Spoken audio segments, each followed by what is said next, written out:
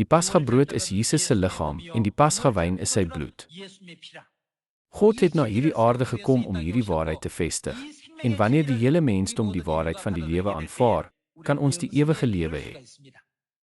Ongelukkig is daar geen kerk anders as die kerk van God wat die waarheid van die Pasga onderhou nie, wat ons toelaat om Jesus se vlees te eet en sy bloed te drink en die ewige lewe te ontvang. Min mense ken die waarheid van die Pasga. Dit is werklik buitengewoon. Ons moet stewig vashou aan die waarheid van die Pasga, wat aan ons gegee is tot die einde toe, en die waarheid bly tot die einde toe, en die ewige heerlikheid van God binnegaan.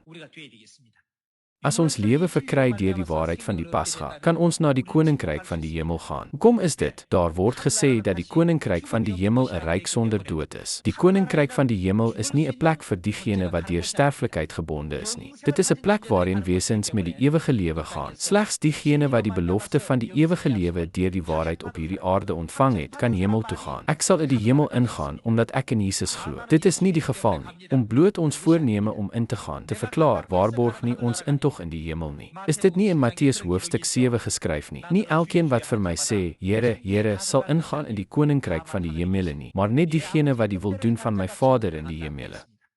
Dit is die wil van Vader dat slegs diegene wat lewe ontvang deur Jesus se vlees te eet en sy bloed te drink die koninkryk van die hemele kan ingaan.